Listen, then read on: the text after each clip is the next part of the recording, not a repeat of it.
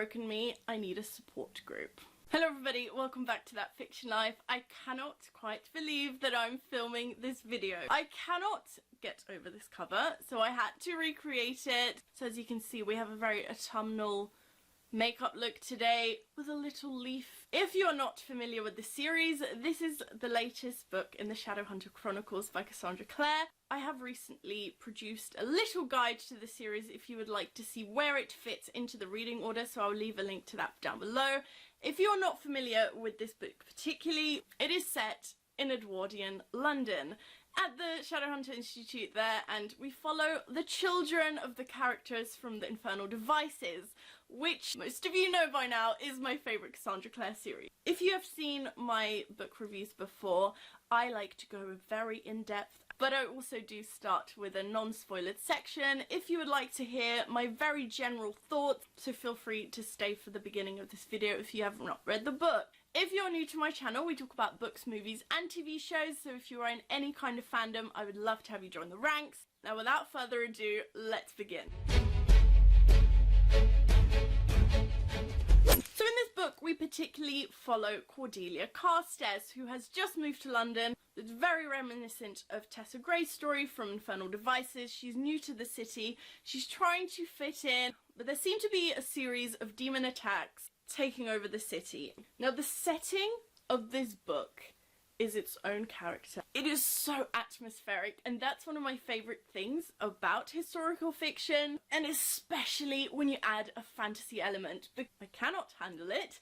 Even on the cover you can see the Kensington Palace gates right here. Now let's talk about the characters. This cast is by far my favourite cast that we have ever seen, because from every series that we have had from Cassandra Clare so far, there have been standout characters that I immediately have a connection to and have become so obsessed with, but never have I read a Cassandra Clare book where I felt so connected to every single person. The biggest question that I've gotten recently, ever since I started posting about Chain of Gold, is whether you can read it without reading any of the other Shadowhunter books. Personally, I really think you should at least read the Infernal Devices, because that series will set a foundation for all the characters and you will understand the world a little bit more. And of course there's the danger if you read this book first, you will unfortunately be spoiled on all of the other events in the Infernal Devices.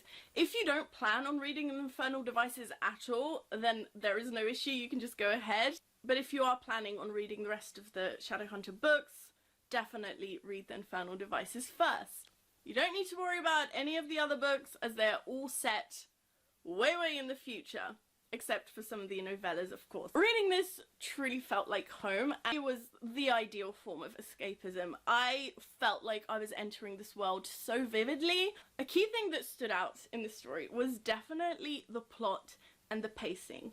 Now this is a quite thick book, it's around 600 pages, and I was terrified, I must say, because I did not have the greatest time reading Queen of Air and Darkness. I found that book very slow and it didn't feel dangerous, but that didn't happen. From the get-go, the characters go through so much and there is a real sense of danger here. I guess this book just didn't feel safe. One little thing that kind of irked me at the start was definitely the massive cast of characters, and this is why I really think reading Infernal Devices will help you, because at least you will have some understanding of the couples and the family trees, because even as someone that has read all of the Shadowhunters books, I was hella confused. Yes, I love all these people, but I had to draw a diagram, okay, which I will not show you because this is the spoiler-free section. I at one point started getting the dog confused with the characters.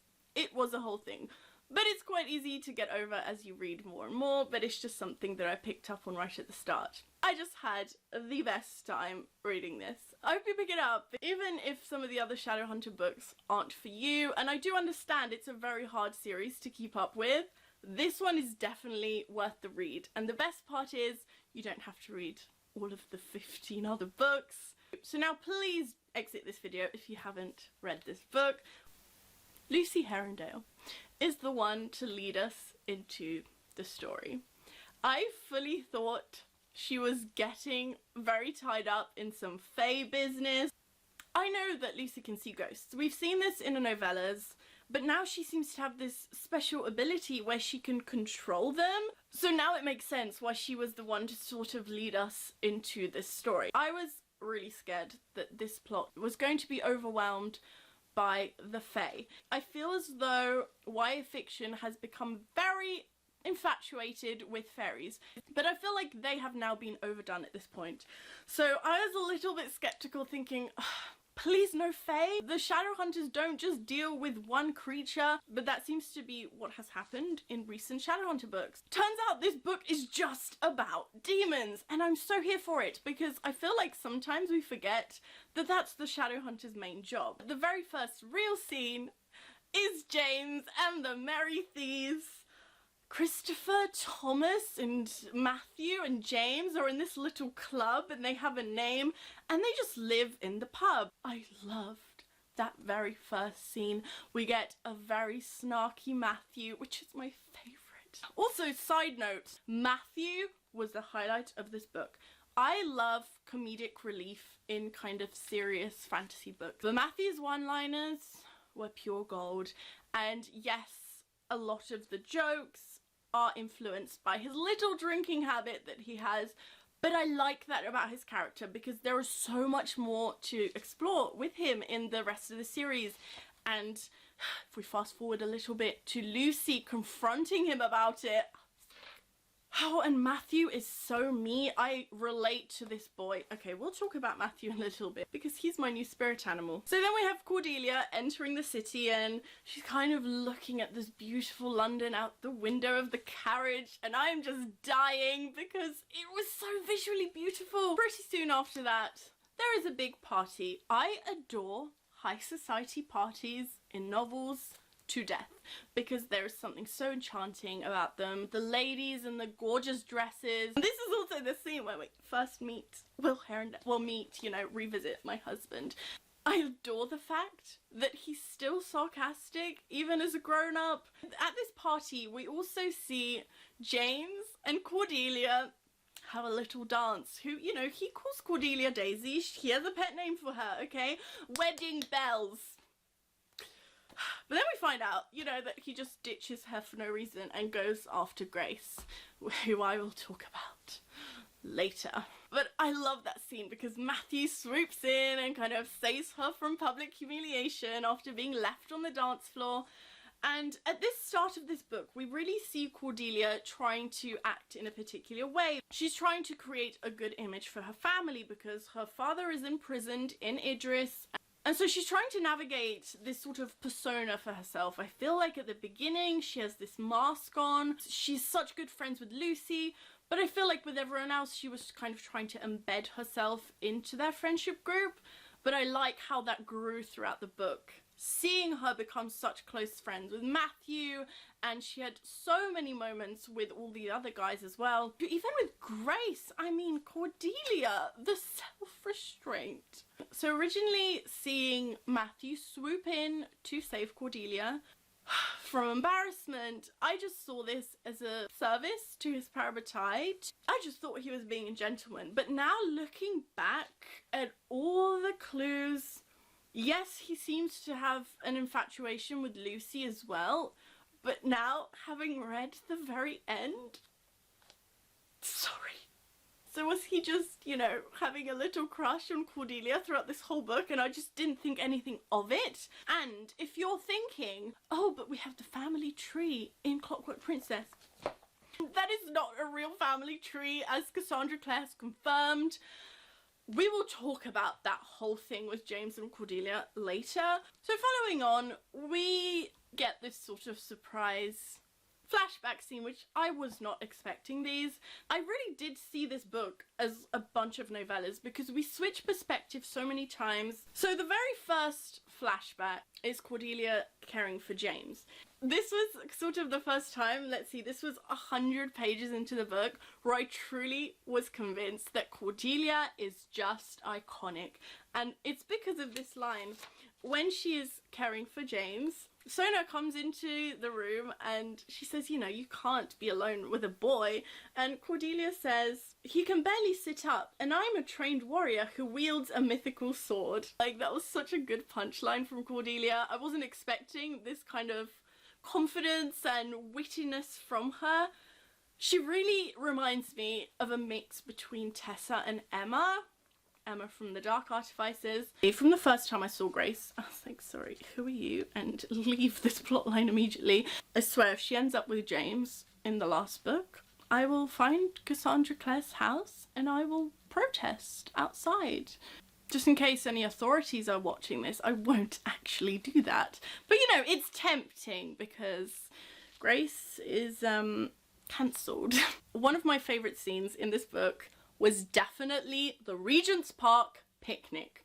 Firstly, because of the location, but this whole scene was so beautiful because I can imagine them all sitting down with all their food, and again, the perfect scene has to get ruined because there is a demon attack. Everyone's sort of rushing to help each other. You know, you have Alistair, who everyone hates, but they're all kind of working together to survive this very dangerous attack. And this is what I meant earlier in the non-spoiler section, is that I wasn't expecting people to be getting so attacked that they need to all rush to the hospital. By far, the most surprising scene in this whole entire book, except for the end, was the scene with Thomas and Alistair. I went into this book just presuming that Alistair was going to be the villain. If you have read Tales of Shadowhunter Academy, he was just downright spiteful for no reason. Alistair started the rumour that Gideon is Matthew's dad, that Charlotte cheated on Henry. We are reminded of that at the end of this book, but since I already knew it, having read Ghost of the Shadow Market, I just foresaw Alistair having no emotions and being kind of dead inside. We saw a whole new side to Alistair, and it was at this moment where I started to see a little bit of Alec in him. The whole behaviour being so dramatically different was very reminiscent of Alec kind of lashing out and acting out because he couldn't be who he was in front of people that he loved. Another one of my favourite scenes is definitely when Cordelia, Matthew and Anna go to visit Hypatia. That was another scene that really made me love Cordelia. I even love how Anna summoned her to a flat under false pretenses. The fact that they save Malcolm's life. So we reach around the middle of the book and Grace and James are sort of in a relationship, I guess, when she asks him to give up her whole life. I just knew that James would never go for this. I hate that girl. There was something off about her at the start, but I just thought that was me being so overly infatuated with James and Cordelia that I just hated her out of principle. But she is a sociopath. Her scene with Matthew when she kisses him. Okay, first of all, Matthew, you're such an idiot because yes, James wouldn't have believed you if you told him about this, but you know, confide in someone because she's clearly like out of her mind. When she kisses him and he becomes really infatuated with her, hold on a second. What the hell is she? James was under the spell the whole time, and when Matthew and Cordelia both confirm that they see a mask coming off when they break up, honestly, she's a crazy bitch and I don't want to deal with her for the rest of the series. Unfortunately, she has survived this book. I don't remember what happens to her from all of the other books. Is she even mentioned? Does James marry her? Because if James marries her, I'm so done.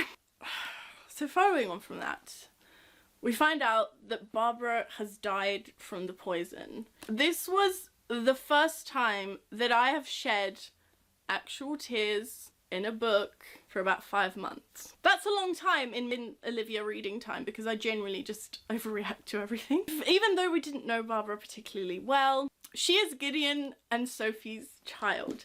Gideon is one of my favourite characters in this whole entire universe. I love what Gideon stood for in the original trilogy. The fact that he was so determined to be with Sophie even though she wasn't a Shadowhunter. So for them to lose a child was so traumatic to me. This is such a weird and obscure thing to mention, but I died every time there was a mention of Will and Gabriel working together.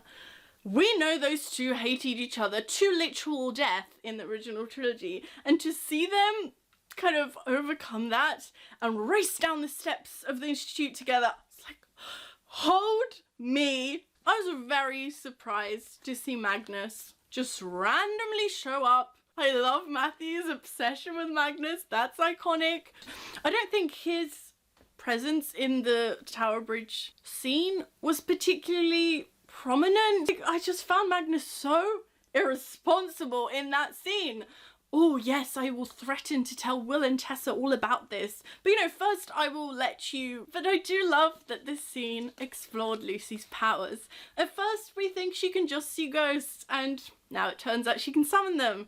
It's not just James. I feel like Lucy is so overlooked, as she also has warlock blood within her, and I feel like James was sort of on a pedestal because of all these powers that he has. Another favourite scene that I have is when James and Cordelia have to start making out to kind of distract. This is my favourite trope because it's just the angst of these two characters that you know there's chemistry between them, and a social situation forces them to be together. So they're trying to find an antidote because we also have now lost Oliver, and that hit me for some reason. I just found this book so unsafe. We then learn about James's grandfather and the Prince of Hell that he is related to.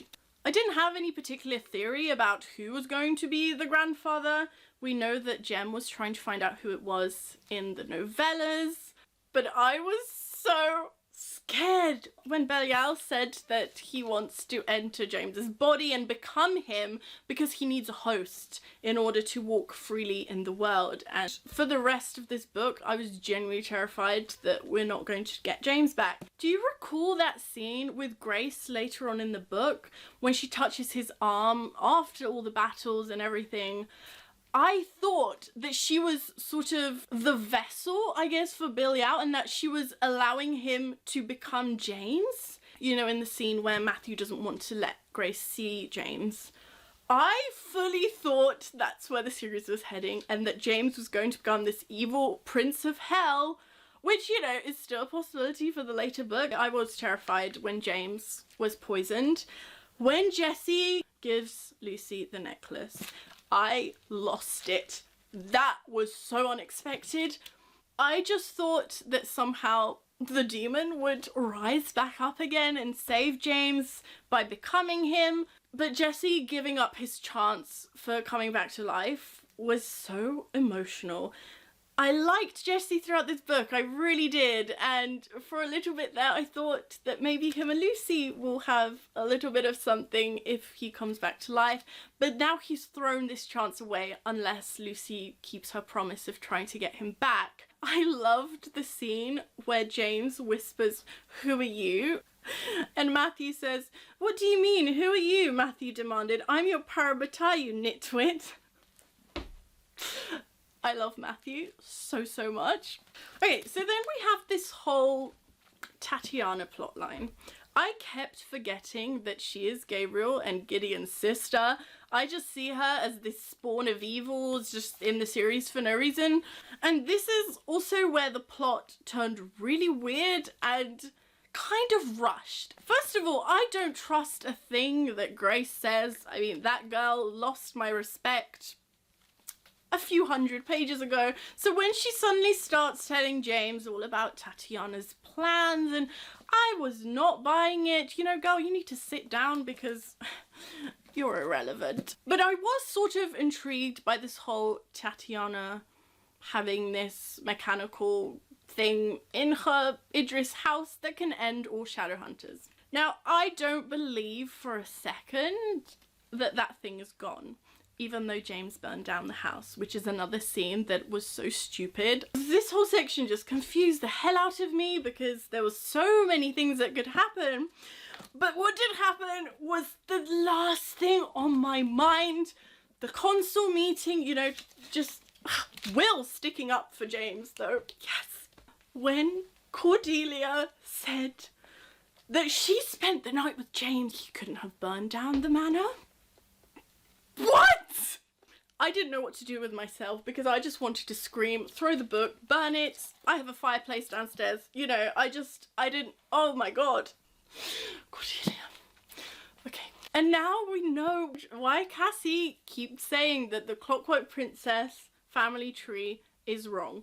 I wonder how big the time jump will be in the next book. What if we just skip that whole entire year entirely and we come to this weird divorce? I am terrified. I can't believe we now have to wait. Something else that occurred to me right at the end is that the old characters from Infernal Devices were not overused. My biggest pet peeve of the Dark Artifices is that the Mortal Instruments characters overpowered the plot. At some instances, I was forgetting that I was reading about Emma and Julian because I just kept seeing Clary and Jace and Magnus and Alec and everyone everywhere. Here, we truly didn't have the sense that the parents are taking over the plot. Well, we had some scenes from Tessa's perspective. I mean, that scene with Will at the beginning of the book was like, hello. And of course, their wedding at the end. It was a bonus scene. I don't know if all editions have that, but we finally were able to see their wedding day. It was beautiful. So some thoughts for the future books. I cannot believe that Matthew likes Cordelia. The fact that he has his own feelings really makes me think that they're going to be endgame at the end of this trilogy. I'm not really over James and Cordelia quite yet. Do comment below who you think will end up together, because I still have a little bit of an inkling that Jesse might end up with Lucy. We shall see. Is he going to be brought back to life? There are so many possibilities, honestly. There are so many loose ends as of now. So overall, I had the best time reading this book. It felt so nostalgic and bittersweet. The ending was crazy, and I like that.